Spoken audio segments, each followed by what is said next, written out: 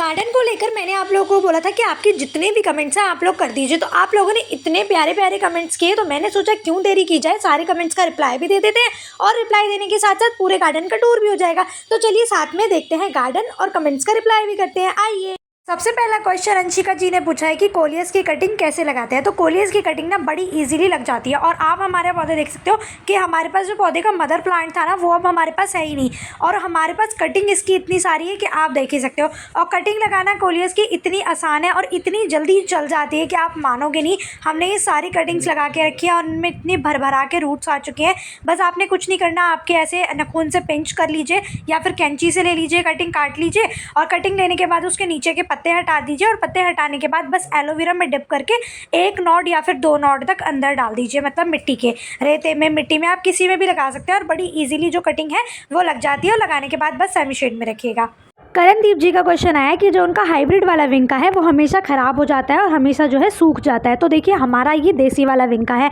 अब हमें विंका को बचाने के लिए क्या करना है, चाहे वो हाइब्रिड वाला हो चाहे वो देसी वाला हो, उसमें बरसात का पानी हमें बिल्कुल भी पड़ने नहीं देना। ये हमारे हाइब्रिड वाले विंका है जो कि हम नर्सरी से भी खरीद के लाए थे, आप लोगों के साथ मैंने वीडियो शेयर की थी। बस इसे आपको बरसात से बचाना है, फुल सनलाइट में रखना है और आप इसके ऊपर सीड्स तैयार कर लीजिए। देख सकते हैं आप हमारे जो विंका है देसी वाला उसमें सीड तैयार हो रहे हैं। बस इसी सीड्स को ब्राउन होने के बाद आप कलेक्ट करके रख लीजिए। अगर बाई चांस आपका बरसात में पौधा ख़राब भी हो जाता है तो आप उसे सीड से ग्रो दोबारा से कर सकते हैं। हम तो यही टिप अपनाते हैं। अर्शफी जी का क्वेश्चन आया है कि नर्सरी वाले चिकनी मिट्टी में पौधा क्यों लगाते हैं। वो पता है चिकनी मिट्टी में पौधा इसलिए लगाते हैं क्योंकि उनको पता होता है कि वो तो हम इन्हें खरीद के ले ही जाएंगे। अगर आप नर्सरी में जाओगे और नर्सरी में जाके आप ये भी बोलोगे ना कि हाँ हमें अच्छी मिट्टी में 2 पौधा लगा के, तो वो आपको अच्छी वेल ड्रेन मिट्टी बना के देंगे। मगर हम लोग क्या करते हैं कि हम डायरेक्ट नर्सरी से पौधा खरीद के लाते हैं और अपने घर में आके उसको शिफ्ट करते हैं। तो हम लोग तो बढ़िया मिट्टी में लगाते हैं। और आपने अक्सर देखा होगा कि जो नर्सरी में पौधे होते हैं ना वो बनते हैं, जब नर्सरी में बने बनाए तो पौधे कहीं से आएंगे नहीं, तो नर्सरी वाले पौधे बनाते हैं। तो वो कहाँ पर बनाते हैं, वो सीधा ज़मीन में सीडलिंग तैयार करते हैं। तो वो ज़मीन में तो कोई वेल ड्रेन मिट्टी होती नहीं है, ज़मीन में तो चिकनी मिट्टी होती है। तो वो डायरेक्ट चिकनी मिट्टी में ही बैग में पौधा लगा देते हैं और फिर वो सेल करते हैं ताकि हम जो है अपने घर में लाके उसे अच्छी वेल्डन मिट्टी में लगा सके। तो इसलिए नर्सरी वाले लगाते हैं चिकनी मिट्टी में पौधा। और हमें चिकनी मिट्टी जो है कम से कम नीचे से 1 लेयर तो हटाई देनी चाहिए अपना पौधा नर्सरी से घर लाने के बाद। आर्या मकरानी जी का क्वेश्चन है कि जो उनका मनी प्लांट है वो ग्रो नहीं हो पाता या फिर वो चल नहीं पाता। तो अगर आपका मनी प्लांट ग्रो नहीं होता तो ग्रो होने के लिए आपको क्या करना है ना, अगर आप कटिंग लगा रहे हो तो आप कटिंग सबसे पहले पानी में लगाओ। जब उसमें पानी में आपकी कटिंग की रूट्स आ जाए ना, उसके बाद आप उसे अच्छी वेल ड्रेन मिट्टी में लगा के सेमी शेड एरिया में रखो। और अगर आप नर्सरी से खरीद के ला रहे हो पौधा, तो पौधा भी आप सेमी शेड में रखो। फुल सनलाइट इसे इतनी ज़्यादा पसंद नहीं होती है और पानी में डेवलप करोगे तो सबसे ज़्यादा और अच्छी तरीके से डेवलप्ड होगा। हम तो यही करते हैं। सुमेश कुमार जी का क्वेश्चन आया है कि सनफ्लावर के लिए मिट्टी कैसी होनी चाहिए। तो वेल ड्रेन अच्छी मिट्टी होनी चाहिए क्योंकि पोषक तत्व उसमें ज़्यादा होने चाहिए। तो आप देख सकते हो यहाँ पे मैंने कोकोपीट लिया है, मिट्टी ली है, कोयले का चूरा लिया है, गोबर की सड़ी हुई खाद ली है, थोड़ी सी हल्दी ली है और थोड़ा सा राइस खस लिया है। इसे मिला के बढ़िया एक वेल ड्रेन मिट्टी बनेगी जो कि आपके सनफ्लावर के पौधे के लिए और बटकी गर्मी में जितने भी सारे पौधे होते हैं हमारे उनके लिए काफ़ी अच्छी रहेगी। तो आप ये मिट्टी का उपयोग कर सकते हो अपने सनफ्लावर के पौधे में। देव मितना जी का कमेंट है कि पौधों में क्या क्या चीज़ होती है और हमारा जो धनिया है वो अच्छे से ग्रो नहीं होता और उसमें फूल बन जाते हैं, ऐसी प्रॉब्लम क्यों आ रही है। तो आपको कुछ नहीं करना, सबसे पहले तो ना आपको ना अपने पौधे की, कोई भी पौधा हो वो उसकी अच्छी मिट्टी बनानी है, फुल सनलाइट में उसे रखना है। और धनिया उगाने के लिए आपको कुछ नहीं करना, जो रेगुलर हमारे घर में धनिया आता है ना, आपने उसको लेना है, उसको आपको किसी चीज़ से ना क्रश कर लेना है और क्रश करने के बाद अच्छी वेल ड्रेन मिट्टी के ऊपर स्प्रिंकल कर दीजिए और कुछ दिनों में उसमें बढ़िया से धनिया जो है उगने लगेगा।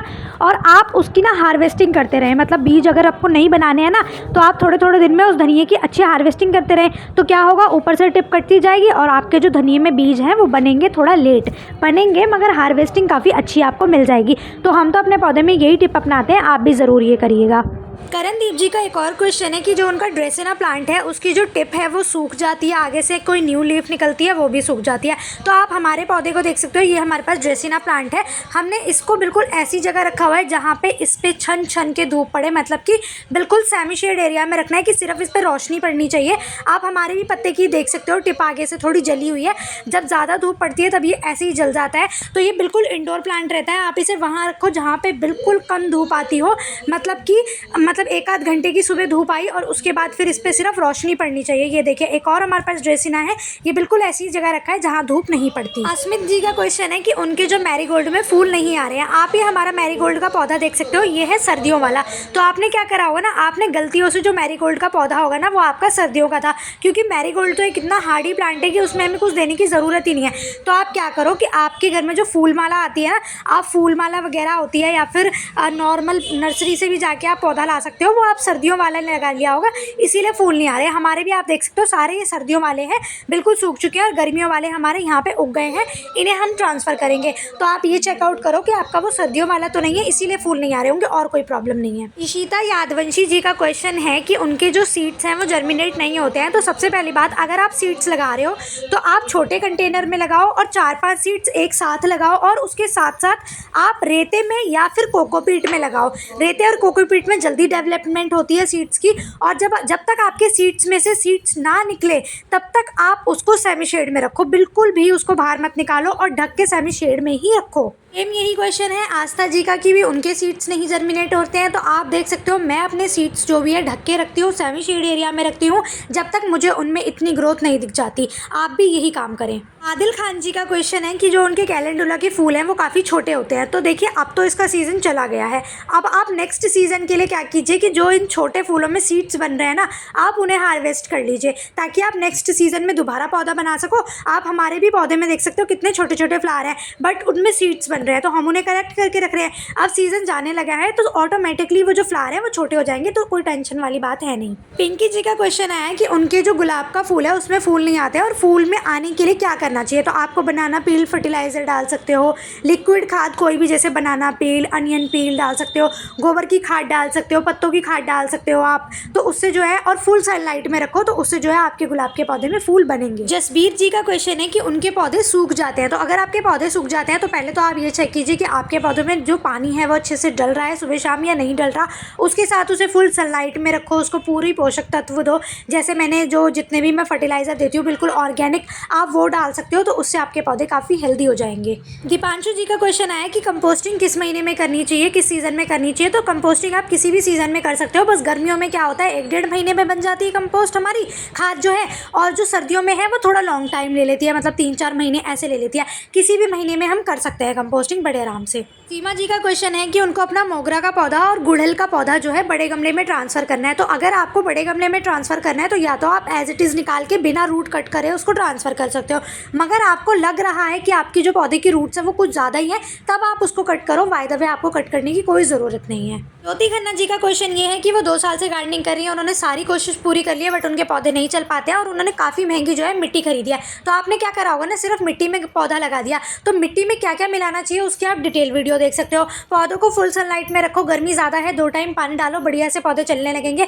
बस मिट्टी और हमारा ड्रेनेज होल काफ़ी अच्छा होना चाहिए हमारे पौधों के लिए, तो आप ज़रूर डिटेल वीडियो देखिएगा। हिमांशु का क्वेश्चन आया है कि मेरा जो एरिका पाम है उसकी मैं देखभाल कैसे करूं। तो देखभाल करने का क्या है, उसको बिल्कुल सेमी शेड एरिया में रखो, 2 टाइम दिन में उसमें पानी दो, थोड़ी बहुत लिक्विड फर्टिलाइज़र उसमें दे दो, है ना। और कभी कभार मतलब साल में 1 बार आप 2 चुटकी सेंधा नमक पानी में घोल के दे दो, आपका पौधा टंच बिल्कुल बढ़िया चलने लगेगा, हरा भरा हो जाएगा। निकिता अरोड़ा जी का क्वेश्चन है कि जो उनके वेजिटेबल्स हैं वो अच्छे से नहीं आते हैं, मतलब आते भी हैं तो काफ़ी छोटे आते हैं। तो देखो, अगर जो मार्केट वाले होते हैं ना वो खेतों में उगते हैं, तो खेतों में उनको ज़मीन से पूरा पोषक तत्व मिलता है, और हम उगाते हैं गमलों में।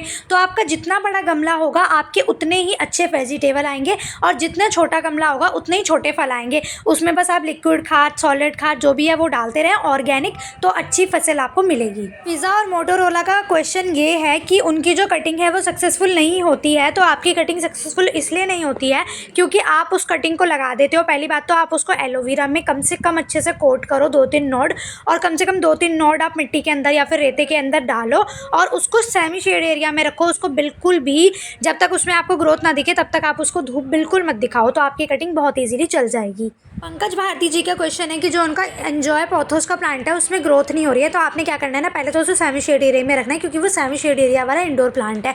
उसके बाद अगर फिर भी उसमें ग्रोथ नहीं हो रही है तो आप उसमें ना थोड़ा सा कॉफ़ी या फिर आप चाय पत्ती ले सकते हो, उसको पानी में भिगो के ओवरनाइट, और उसके बाद नेक्स्ट डे थोड़ा सा पानी और उसमें डाल के अपने पौधों में दे दो। बढ़िया आपका पौधा बिल्कुल चहचहाने लगेगा। ममता जी का क्वेश्चन है कि उनको जीनिया प्लांट पे वीडियो चाहिए, तो मैं उसकी वीडियो ज़रूर बनाऊंगी। अभी मेरे प्लांट थोड़े छोटे हैं, थोड़े बड़े होंगे तो ज़रूर आपके साथ वीडियो शेयर करूँगी। फिर भी मैं बता देती हूँ कि आप उसको ना बस सुबह की 1 आध घंटे की धूप लगाओ, उसके बाद उसे सेमी शेड एरिया में रख दो और कम से कम उसमें 2 टाइम पानी डालो, वेल ड्रेन मिट्टी में लगाओ, बढ़िया आपका पौधा चलने लगेगा। करणदीप जी का क्वेश्चन है कि उनके रेल लिली में फूल नहीं आ रहे हैं मगर बारिश हो रही है। तो अचानक से बारिश हुई हुई है और उसमें आपके रेल लिली के फूल बिल्कुल नहीं आएंगे। अभी जो बरसात आएगी ना उसमें आपके रेल लिली के फूल अपने आप खिलने लगेंगे। डोंट वरी, आप बिल्कुल भी टेंशन ना लो। यास्मीन मंजूर जी का क्वेश्चन है कि गर्मियों में फूलों वाले पौधे कब लगाने चाहिए। वैसे तो फरवरी मार्च में लगाने चाहिए, मगर हम भी अभी लगा रहे हैं तो आप भी लगा सकते हो क्योंकि बढ़िया मौसम चल रहा है और सक्सेसफुल हो जाती है। बस सेमी शेड में रखिएगा पौधे लगाने के बाद। शबनम जी का क्वेश्चन है कि उनका जो पोर्चुलाका है वो सूख जाता है, ग्रोथ नहीं कर रहा, बुशी नहीं हो रहा। तो सबसे पहले तो आप उसमें ना थोड़ा सा चाय पत्ती का पानी देके देखो। अगर फिर भी आपको कुछ रिजल्ट नहीं नजर आ रहा ना तो उसको 1 आध घंटे की धूप लगी, उसके बाद उसे सेमी शेड में रखो। और बुशी करने के लिए तो ये बात है कि हमारा पौधा भी बुशी नहीं हो रहा है और हम तो उसकी ढेर सारी कटिंग लगा रहे हैं, क्योंकि पर्सुलेन और पोर्चुलाका ऐसा पौधा है ना जिसकी कटिंग लगाओ तो बहुत अच्छे से बढ़ता है, मगर मदर प्लांट सही से नहीं बढ़ता। तो आप उस पौधे की खूब सारी कटिंग लगाओ, हम भी यही कर रहे हैं। कृष्णा जी का ये क्वेश्चन है कि उन्होंने हमारी तरह बाल्टी में सब्जी वाले पौधे लगा रखे हैं बट उनके फूल नहीं आते हैं। और आप नहीं आते हैं ना तो आपने क्या करना है, खट्टी छाछ दे सकते हो, आप केले के छिलके का पानी दे सकते हो, प्याज के छिलके का पानी दे सकते हो। फुल सनलाइट में उसे रखो, पानी बढ़िया दो, उसमें ज़्यादा ओवर वाटरिंग भी मत करना, आने लगेंगे उसमें फूल। यांशी जी का क्वेश्चन है कि वो कोई भी पौधा उखाड़ के लाती हैं तो वो सूख जाता है। तो क्या होता है ना, हम लोग पौधा जल्दबाजी में उखाड़ते हैं तो पौधा बिल्कुल जड़ के साथ निकल जाता है और वो पूरा डिस्टर्ब हो जाता है, उसकी वजह से वो सूख जाता है। तो आप कोशिश तो यही करो कि आप कहीं से भी उखाड़ के ला रहे हो तो थोड़ी सी मिट्टी भी उसके साथ ला सको, ताकि उसकी जो जड़ें हैं उसको ठंडक मिलती रहे, शौक में ना जाए ज़्यादा पौधा। और अगर ला भी रहे हो तो तुरंत ही ला के उसको लगा दो। कटिंग वटिंग ला रहे हो तो पानी में डायरेक्ट उसको घर में आते ही डाल दो। और लगाने के बाद पौधे को ना काफ़ी दिन तक सेमी शेड में रखो ताकि वो अपने शौक से बाहर आए, तो आपके पौधे बढ़िया से चलने लगेंगे। आप सबका बहुत सारा थैंक यू कि आप सबने इतने सारे क्वेश्चंस करे। मैंने जितना हो पाया सबका आंसर देने की कोशिश करी, ज़्यादा लंबी वीडियो ना हो जाए, मैंने इसका भी ध्यान रखा। तो आपके और भी कोई क्वेश्चन हो तो आप ज़रूर दीजिएगा मेरे को कमेंट में, मैं उनका सबका रिप्लाई आपको कमेंट्स में करूँगी। Thank you so much. अभी तक चैनल सब्सक्राइब नहीं किया तो प्लीज़ कर लीजिएगा। Thank you so much. Bye, happy gardening.